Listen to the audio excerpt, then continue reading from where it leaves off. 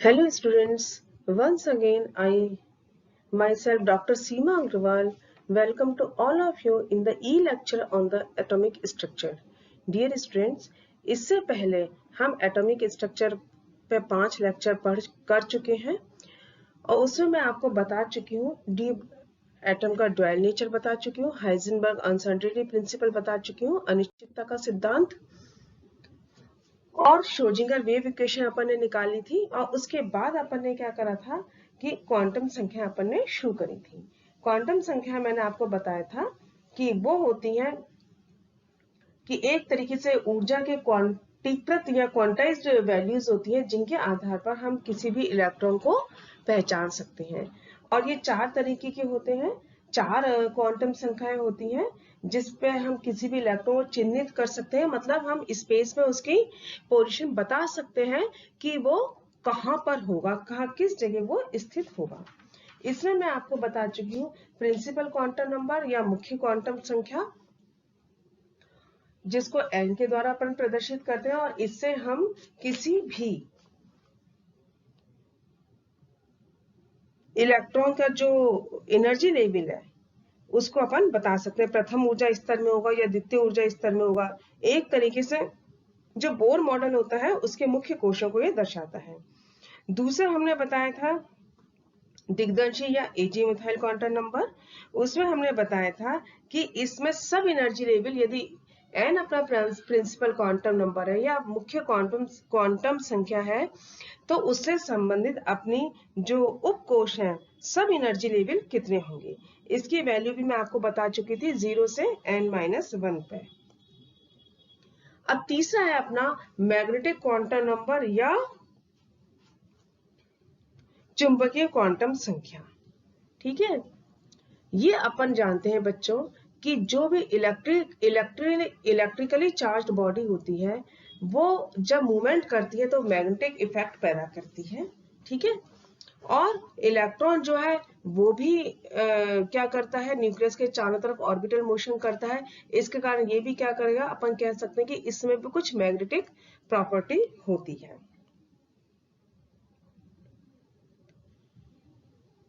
ठीक है, तो ये अपन क्या, ये जीमन इफेक्ट आप लोग पढ़ के आ चुके हो फिजिक्स में।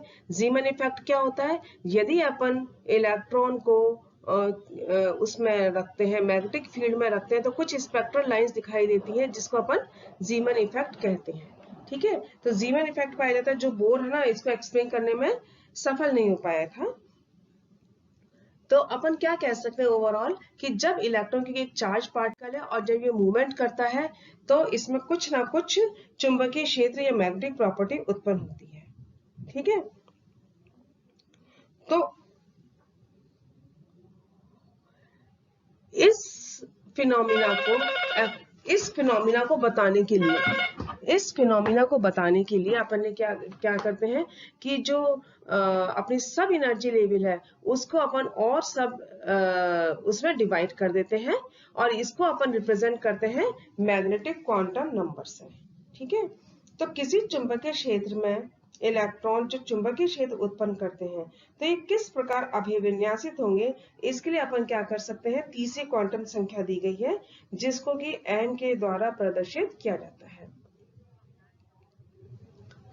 ये जो बेसिकली ये जो क्वांटम नंबर है वो क्या करता है, किसी भी एटम में जो न्यूक्लियस के चारों तरफ इलेक्ट्रॉन का जो 3 डायमेंशनल मूवमेंट है ना, इलेक्ट्रॉन क्लाउड का जो 3 डायमेंशनल मूवमेंट है उसी को एक्सटेंशन करता है, उसी का एक्सटेंशन बताता है। और इसकी वैल्यू कितनी हो सकती है, -l से +l थ्रू 0। ठीक है, यानी अपने पास प्रिंसिपल क्वांटम नंबर यदि जो भी है 1 या 2, उससे एक कम तो अपनी क्या होगी, एजीमुथाइल या दुग्धंशी क्वांटम नंबर होगा। और जो दिग्दंशी क्वांटम नंबर है, एजीमुथाइल क्वांटम नंबर है, उसकी -l से लेके +l तक की जो वैल्यू होती है थ्रू 0, वो क्या बताती है, मैग्नेटिक क्वांटम नंबर बताती है। ठीक है, इसको और आगे की स्लाइड में देखिए आप। और इसलिए अपन कहते हैं -l से +l थ्रू 0, तो l का क्या हुआ, डबल हो गया, और 0 भी इससे क्या हो गया, 1 हो गया। तो इससे अपन कह सकते हैं कि m की वैल्यू कितनी होगी, 2l + 1। ठीक है। और अपन यदि इनकी वैल्यू यदि अपन रखें L 2L+1, तो L की यदि अपन वैल्यू रखते हैं तो अपने को क्या क्या मिल जाता है, उसकी जो सब एनर्जी लेवल है फर्दर जो डिवाइड होती हैं, उन जो फर्दर डिवीजन होता है उसको अपन क्या कहते हैं, ऑर्बिटल्स। तो नंबर ऑफ ऑर्बिटल्स अपने को मिल जाते हैं। जैसे मान लीजिए आपका L = 0 है। L = 0 होने का मतलब क्या है, N = 1। यदि N = मुख्य क्वांटम नंबर आपका 1 है तो L कितना होगा, 1 - 0 है ना। तो L कितना हो गया, 0। तो इसके लिए जो M की वैल्यू कितनी होगी, -L से +L थ्रू 0 या 2L+1। ठीक है। तो 2 × 0, क्योंकि L की वैल्यू अपनी कितनी है, 0। 2 × 0 + 1 दैट इज 1। ठीक है। जब तो आप क्या कह सकते हो कि यदि L = 0 है तो अपना जो है M की वैल्यू भी कितनी है, 0 है। और M का हर मान एक ऑर्बिटल को दर्शाता है। ठीक है। तो S में या कह सकते हो जो सब एनर्जी लेवल है ना, उसमें सिर्फ एक ऑर्बिटल होता है और वो ऑर्बिटल आपका कहलाता है S ऑर्बिटल। ठीक है। यदि L की वैल्यू 1 है, L की वैल्यू 1 है तो M की वैल्यू कितनी होगी, -1 से +1 थ्रू 0 या 2L+1। तो 2 × 1 + 1 3। तो ये आपके क्या हो गई, इसमें आपके पास क्या होंगे, पी जो सब एनर्जी लेवल है, या आप कह सकते हैं कि जो एस सब कोश में तो सिर्फ एक ऑर्बिटल होता है, पी सब ऑर्बिटल में आपके पास 3 ऑर्बिटल होते हैं। जब L = 2 है तो L की वैल्यू, M की वैल्यू कितनी है, 2 × 2 + 1 यानी कि 5 हो जाएगी। यानी कि जो D सब एनर्जी लेवल है उसमें आपके पास 5 ऑर्बिटल हैं। जब L की वैल्यू 3 होगी तो इस सब एनर्जी लेवल में कितने होंगे, 7 ऑर्बिटल होते हैं। ठीक है। और आप ये कह सकते हो कि जो किसी भी शेल में जो मैक्सिमम नंबर ऑफ ऑर्बिटल होते हैं वो अपन किससे दे सकते हैं, n² से दे सकते हैं। या n² क्या है आपका, प्रिंसिपल क्वांटम नंबर। इसको देखिए और आगे मैंने क्लियर किया है नेक्स्ट स्लाइड में। जैसे मान लीजिए n = 1 है, n = 1 है तो अपन क्या करें, 2n² होगा। ठीक है। मैक्सिमम नंबर ऑफ ऑर्बिटल, तो 2n², 1² का वो क्या होगा, 1। यानी कि s सब लेवल में कितने होंगे, सिर्फ एक ऑर्बिटल ही होगा। तो मैक्सिमम नंबर ऑफ ऑर्बिटल कितने हो सकते हैं, n²। और n² की वैल्यू से अपन s सब शेल में कितने ऑर्बिटल हैं, सिर्फ एक ऑर्बिटल है। जब n = 2 है तो n² कितना होगा, 4। यानी कि इसमें कितने होंगे, 4 सब ऑर्बिटल होंगे। यानी आपके पास दो, यदि सेकंड प्रिंसिपल क्वांटम नंबर है, सेकंड ऊर्जा स्तर है, सेकंड ऊर्जा स्तर में आपके पास L की वैल्यू कितनी होगी, 3। तो M की वैल्यू कितनी हो जाएगी, 4, 2L+1। ठीक है। तो जो 2s सब लेवल है उसमें क्या होगा, एक तो s ऑर्बिटल होगा। ठीक है। और दूसरे में p ऑर्बिटल है, उसमें 3 ऑर्बिटल होंगे। तो टोटल कितने होंगे आपके पास, दूसरे ऊर्जा स्तर में 4 ऑर्बिटल होंगे, एक 2s और एक 2p। 2p में कितने होंगे, 3 ऑर्बिटल होंगे। जैसे कि मैं भी आपको बता चुकी हूँ, L की वैल्यू जब 1 होती है तो 3 ऑर्बिटल होते हैं। ठीक है। और इसमें कितने, 2 ऑर्बिटल हैं, s और p। यदि आपके पास n = 3 है, n = 3 है तो आपके पास कितने हो गए ऑर्बिटल, 9 हो गए। यानी तीसरा जो सब शेल है उसमें 9 ऑर्बिटल होंगे। इसमें एक तो क्या होगा, 3s ऑर्बिटल होगा जिसमें कि 1 ऑर्बिटल है। p होगा, p में कितने होंगे, 3 ऑर्बिटल होंगे, 3 और 1 4। और इसमें f होगा, d होगा, d सब लेवल में कितने होंगे, 5 ऑर्बिटल होंगे। तो 5 और 3 8 और 1 9। यानी p सब लेवल में 3 ऑर्बिटल का मतलब आप समझे, px, py and pz 3 orbital हो गए। इसमें भी क्या होगा, डी में भी क्या होगा, dx dy dz dz square dx square dy। तो कितने हैं, 5 ऑर्बिटल हो गए। तो डी सब लेवल में 5 इलेक्ट्रॉन हो गए।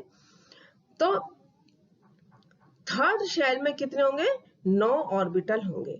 यदि आपके पास n इज इक्वल टू 4 है, यानी फोर्थ एनर्जी लेवल है, तो उसमें नंबर ऑफ ऑर्बिटल कितने हैं, n स्क्वायर मीन्स 16। ठीक है, तो चौथे एनर्जी लेवल में आपके पास जो s ऑर्बिटल है उसमें वन s सब लेवल है, उसमें 1 इलेक्ट्रॉन होगा। p सब लेवल में 3 होंगे, d में 5 होंगे, 9 तो हो ही गए। इसके अलावा आपके पास इसमें क्या आ जाएगा, 4f सब लेवल भी हो जाएगा, और 4f जो ऊपर ऊर्जा स्तर होगा उसमें क्या होंगे, 7 ऑर्बिटल होंगे। तो टोटल आपके पास कितने हो गए, 16 इलेक्ट्रॉन हो गए। अब आप इसको एक और मैं एग्जांपल से क्लियर कर देती हूँ। मान लीजिए डी सबशेल है, डी सबशेल के लिए L इजिकल टू कितना है, 2।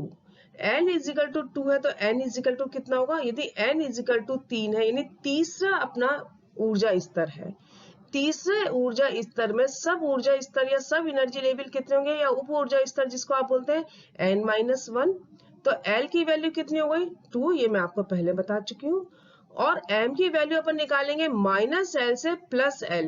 तो -2 -1 थ्रू 0 0 +1 और +2। तो m की वैल्यू कितनी आ गई अपने पास, 5 आ गई। 5 आ गई, यानी इसमें कितने होंगे अपने पास, 5 ऑर्बिटल होगा, dxy dyz dz square dxz और dx स्क्वायर y स्क्वायर। ठीक है, इसी तरह मान लीजिए अपने पास p सब शेल है। p सब शेल के लिए अपने l की वैल्यू कितनी होती है, 1। तो इसके लिए अपने पास -1 0 एंड +1 कितने हो गए, 3 ऑर्बिटल हो गए। 3 ऑर्बिटल होंगे py pz और px। ठीक है, s यदि अपने पास सब शेल है तो l की वैल्यू कितनी होगी, 0। तो m भी कितना होगा, 0, यानी अपने पास सिर्फ एक ऑर्बिटल होगा। Clear. Now last is spin quantum number. Spin का क्वांटम नंबर क्या होता है,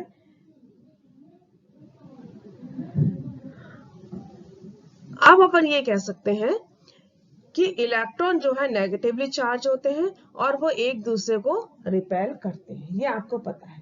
इलेक्ट्रॉन नाभिक के चारों ओर ऑर्बिटल या कक्षीय गति तो करते ही करते हैं, लेकिन क्या करते हैं, अपने एक्सिस पर, अपने अक्ष पर भी चक्रण करते हैं। जैसे कि एक लट्टू घूमता है ना, टॉप घूमता है, उसी तरीके से, या जैसे पृथ्वी अपनी धुरी पे घूमती है, इसी तरह इलेक्ट्रॉन भी क्या करते हैं, अपने धुरी पे या अपने एक्सिस पे घूमते हैं।